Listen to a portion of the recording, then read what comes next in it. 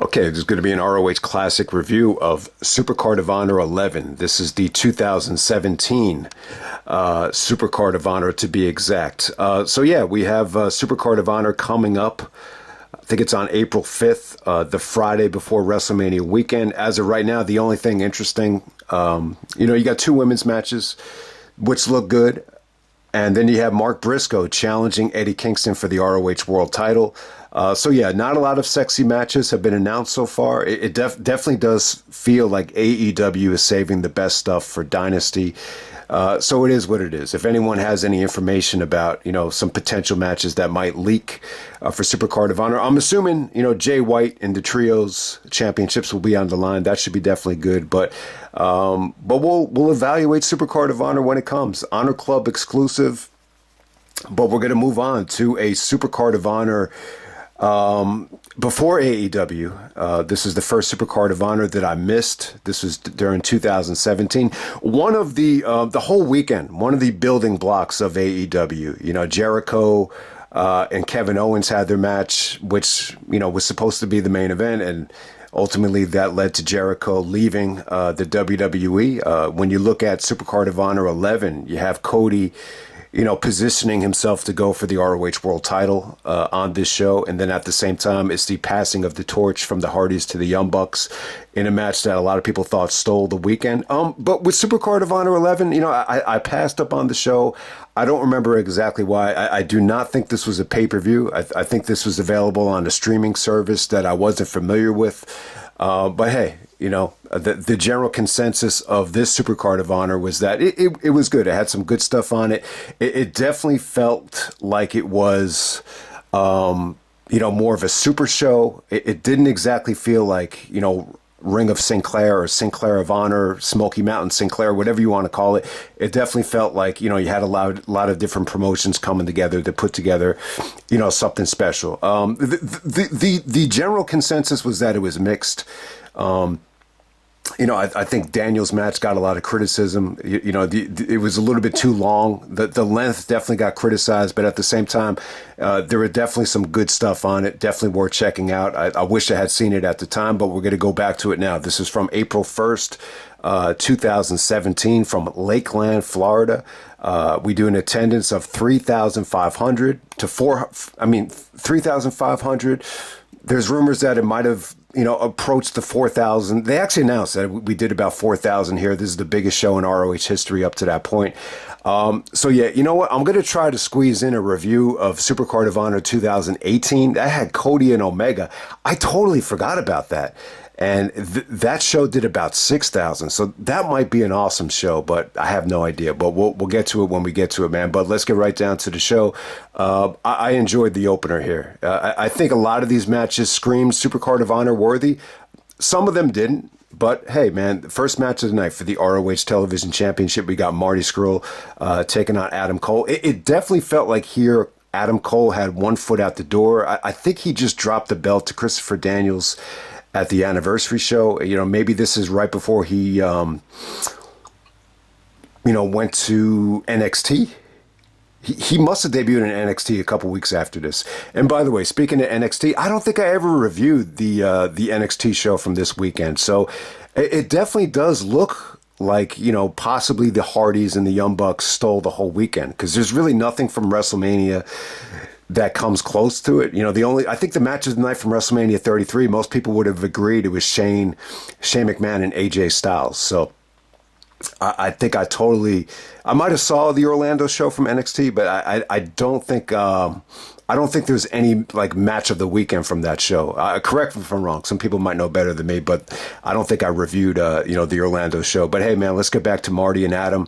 I thought this was good. I thought, Marty definitely brought it. It had a red hot atmosphere. The only nitpicking about this match, and a lot of people complained about it, I wasn't sure what was going on here with Cole. I thought maybe there was an injury. There was a lot of like botching on the tombstones where, maybe his legs gave out. Maybe he just, maybe he was dealing with an injury that wasn't, disclosed. But overall, I thought it was a good heel performance from Cole.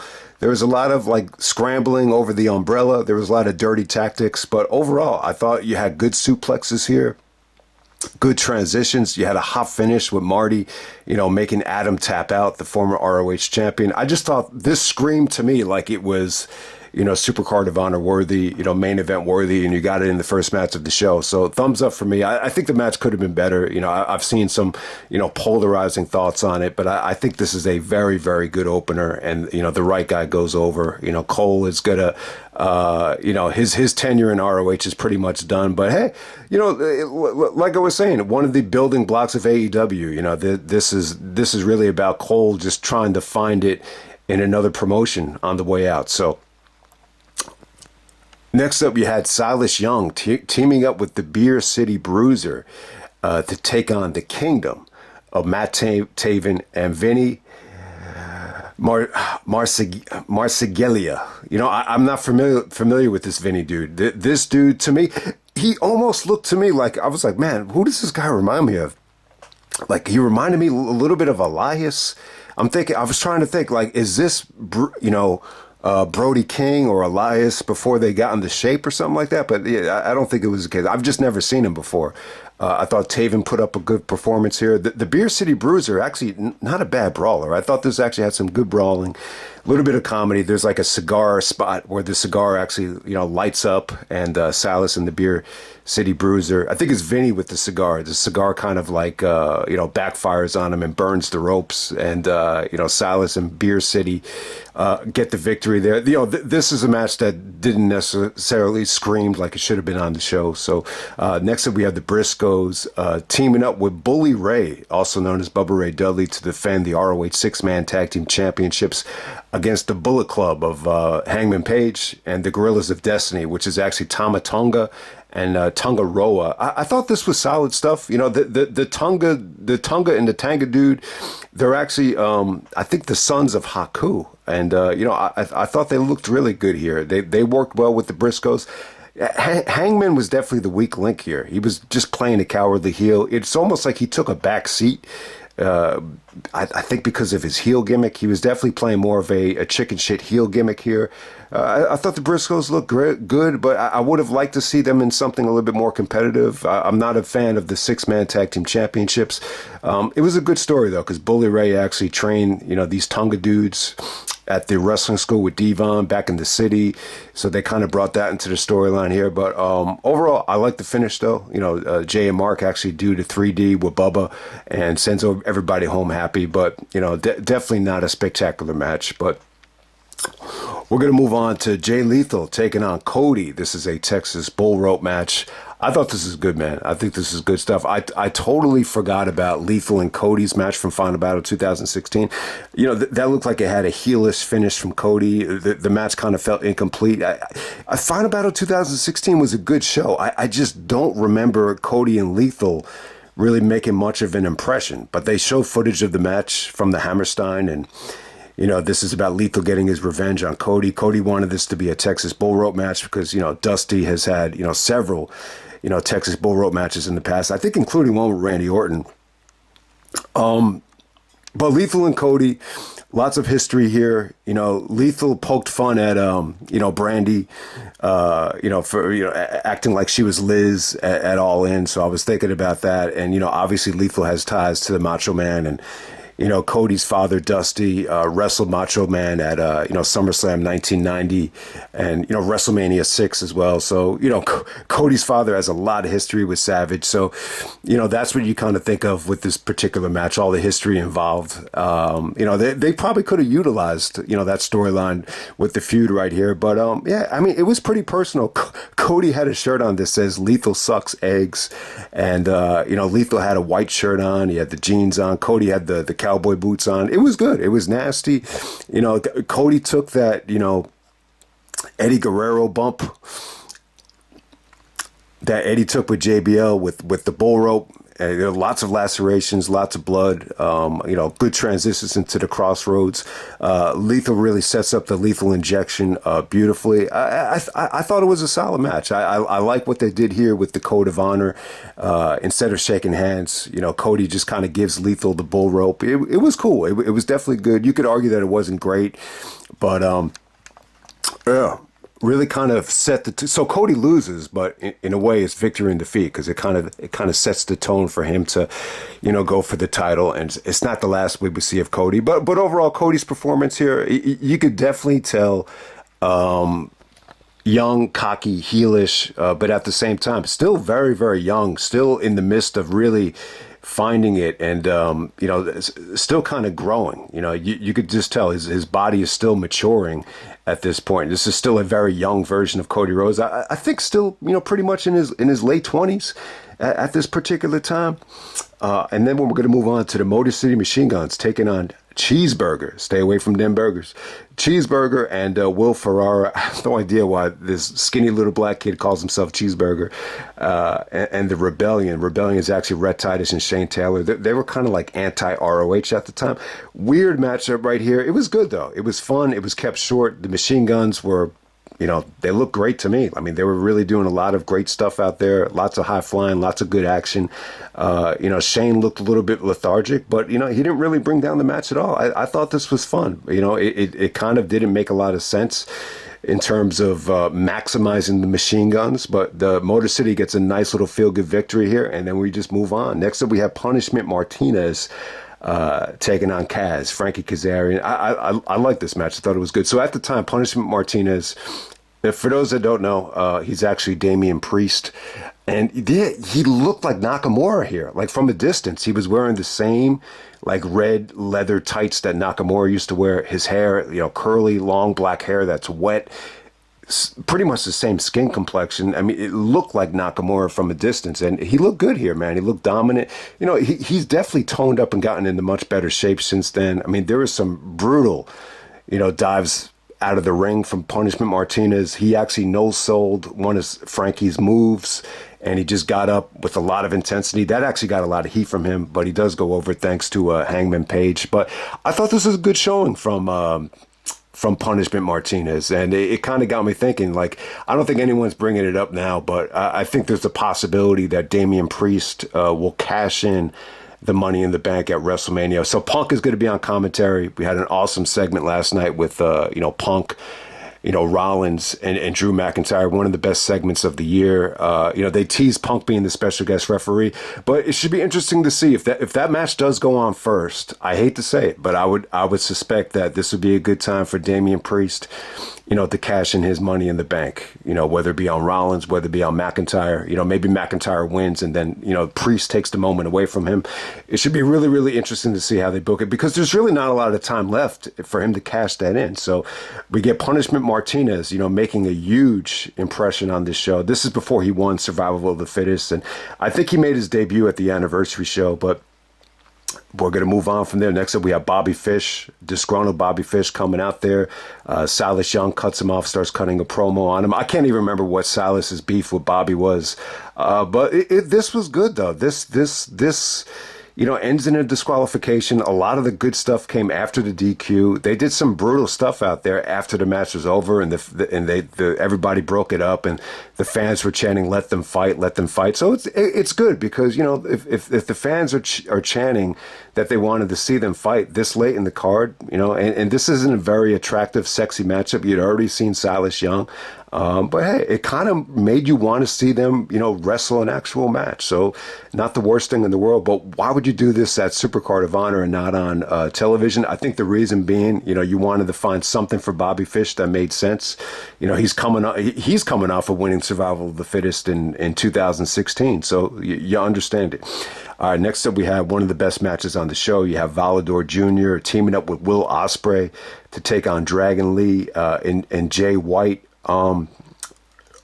Incredible match right here. I thought this was a good showcase. See, this is what Supercard of Honor is all about, the tradition, showcasing different styles, different nationalities from all around the world. You got Ospreay representing the UK, Dragon Lee representing, I believe it's Japan. I mean, he's more of a luchador, some would say, but I believe he's a Japanese luchador. A little bit of a mix there. Volador Jr. is a luchador going back to 97. So he's the veteran of the bunch. Jay White's from New Zealand. So I like the mix here. It would have been cool to see Ospreay and Jay team together, because they're in AEW now. They have ties to New Japan. They're both like regular white guys. they're international white guys, but, I think that would have made a little bit more sense. It was kind of weird, though. You have Volador Jr. and Dragon Lee, fighting each other, but kind of like working the crowd at the same time. That was a little bit weird, but in terms of action, I thought it was beautiful stuff. Everybody here delivered. Everybody looked good. You could definitely tell Ospreay and Jay White have definitely matured. Their bodies and their athleticism and explosiveness has, definitely matured since then. At the time, Ospreay was very reminiscent of like Sammy Guevara with his moveset. The more of a high flyer, lots of shooting star presses, lots of Spanish flies. Jay White looked good. I mean, it was great stuff. Dragon Lee, really talented. You know what you're going to get from these guys. It was tough to make this thing feel like, feel special or feel important in terms of like, it wasn't about like, who's going to get the win here. This is just a nice showcase, for the talent involved. And Volador Jr. and Ospreay go over after Ospreay, takes out, I think it's Jay White with a beautiful shooting star press. And moving on to the ROH World title, we got Christopher Daniels defending the belt against Dalton Castle. Daniels actually won the ROH World title at the, anniversary show, I think from Adam Cole. For some reason, I can't really remember like who Daniels fought. I just remember he won it at the anniversary show. I mean, I'm assuming it was Cole because I know Cole won the belt back from Kyle O'Reilly at Wrestle Kingdom. Is that? I think that's correct. Daniels versus Dalton Castle. Yeah, I mean, not a sexy match. I'm not a huge Dalton Castle fan. Castle was going to win the title at the end of the year. Daniels at this time, it's. We just talked about WrestleMania 20, and that's what I was thinking about here. When Benoit got the belt, it felt like such a huge deal. The biggest difference between Benoit and Daniels is Benoit was still in his prime. He's only 36. You could argue that 2004 was prime Benoit. Daniels finally winning a world title after all these years. It's a little bit too late. Daniels is like 46, 10 years older than Benoit. So it's not like this was prime Daniels. I think if Daniels had won the ROH title in 2002 or, 2005, I mean, it would have been, he would have gone down as one of the best Ring of Honor champions ever. If he put all his eggs in the ROH basket, I would definitely agree with that. But at this time, it kind of felt like it was more of a Lifetime Achievement Award. This match right here, I thought it was good. I think it's better than people gave it credit for. I would actually say, not quite as good as, Daniel's WrestleMania main event against WrestleMania weekend main event against Eddie Edwards from Honor Takes Center Stage. I think that match is really good, underrated. This match with Castle right here, it's good if your expectations aren't that high. Like if you're expecting, a WrestleMania, weekend caliber match that you got on the first Supercard of Honor, you're going to be disappointed as hell. But for what they gave you here, it was a lot of fun. Daniels did some interaction with the Boyz. I believe he actually hit them with the Acai Moonsault. I thought that was cool. There were some beautiful counters from the best moonsault ever into the deadlift German. So yeah, they did some really, really good stuff. I think the finish is awesome. The finish is really, really good. Dalton goes for the, deadlift German, and Daniels just kicks him in the calf to take the leg strength away. And then he just kind of, hits him with a cradle and rolls him up. It was a really, really good finish. Because when you're doing a big power move, you got to get your strength from the legs. So yeah, Cabana actually did a good job of breaking down how genius the finish was there. So yeah, a good match between Daniels and Castle. I thought Dalton Castle looked good. I thought he put on a good performance. After the match is over, Cody comes out and attacks both guys, and as a heel, but he actually got some Cody chants. So we're setting the stage for Cody to win the Ring of Honor World title from Christopher Daniels at Best in the World 2017. So when you look back on it, that was a huge victory for Cody. Definitely a huge building block for AEW, and that was the whole point of Daniels winning the belt. At the time, it probably felt like he's past his prime. It's a Lifetime Achievement Award, but look at who he put over. He put over Cody. And it ended up being huge. I think Cody obviously. Take your pick. There was a lot of accomplishments that Cody accomplished. in the late 2010s. But, this might be the biggest one, winning the Ring of Honor World Championship from Daniels at Best in the World 2017, which I haven't seen yet, but I would imagine it's just a big time moment. And I do remember talking to Trademark about it, how, a lot of diehard ROH fans were disappointed that Cody, was ROH champion, but it's another story for another day. We're going to move on to the main event. We have the Young Bucks, actually the Hardys, as the ROH Tag Team Champions here, taking on the Young Bucks. This is Ladder War 7. I didn't know this was technically a ladder war. You always hear them say, ladder match for the ROH World Tag Team Championship. If you go to Cage Match, so if you go to Wikipedia, it's Ladder War 7. So if you go to Cage Match, do they call it Ladder War 7? I just thought it was called a ladder match. Yeah, so if you go to Cage Match, it's just ROH Tag Team Ladder Match. So I don't know if this would count in terms of the historic legacy of the ladder war. But hey, man, Young Bucks and the Hardys, even going back to PWG days, you always heard the comparisons to the Young Bucks as, a young version of the Hardys. Maybe over time you compare them to like a younger version of DX when they were doing all the sucker things, but it's pretty cool. The Bucks and the Hardys, they actually wrestled in AEW. I think at that point the magic wasn't quite there, but the Hardys, I think they made a big return at WrestleMania the next night in a four-way ladder match, and that was awesome. That really, the first half of WrestleMania 33, I remember being pretty damn good. So yeah, big weekend for the Hardys. Some would say they stole the show. So I'm asking you guys, do you think they stole the show from that WrestleMania weekend? I did a preview of that weekend. It was a big weekend. You had the NXT Orlando show, which, I really just don't remember at all. I think it was Robert Roode and Nakamura in the main event there. I think you had Ember Moon and Asuka. But other than that, I don't really know if NXT really had, any gems from that weekend that could compete with this. And when you're talking about WrestleMania 33, the best stuff happened on the undercard.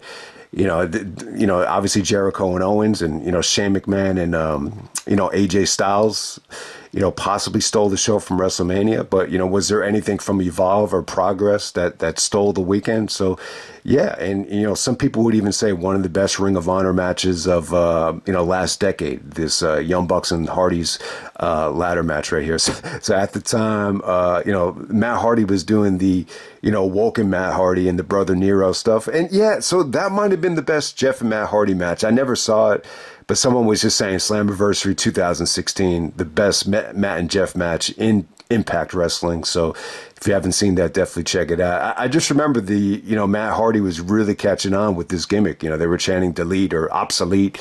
Jeff Hardy was even singing a song after the match was over. So this was definitely a passing of the torch from the Hardys to the Young Bucks. Young Bucks were great here. This is prime Young Bucks. For as great as their matches were in PWG, this felt like it was on a bigger stage. It definitely felt like it was a bigger than normal ROH show. And it was brutal, man. There was some brutal stuff here. So some of the things that stood out here, Jeff took that Joey Mercury spot from Armageddon 2006 where the ladder ricochets into him.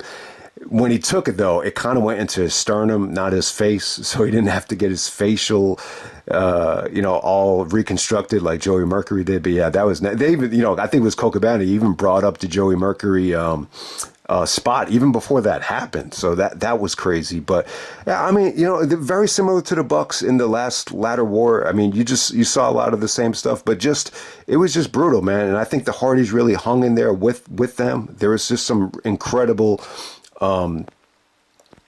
table spots here. There's some incredible innovation. The highlight would definitely be, Nick Jackson gets pushed off of two ladders onto a big ladder, and then he actually springboard flips onto the table to break the table. That was an incredible spot. That was really, really cool.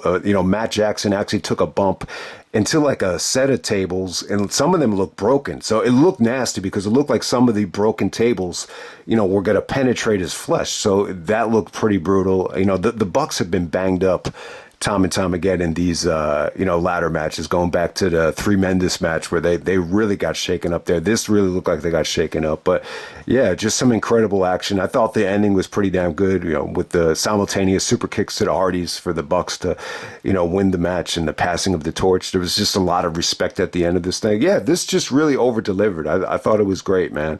So not quite, prime Hardys in their athletic prime from 2001 or whatever, but it was pretty damn good. If you're a big fan of the, TLC matches or, the Young Bucks guerrilla warfare matches, this will definitely be right up your alley. So, it's by far the match of the night. It definitely, stole the show for me. But yeah, Supercard of Honor as a whole right here, it's pretty inconsistent. I wouldn't say the show, is amazing to sit through. It's a little bit long, 3.5 hours.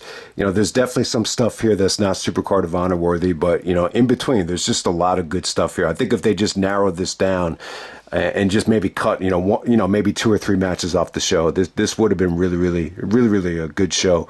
But hey, man, thumbs up for me. Supercard of Honor 2017, and I'm out. All right.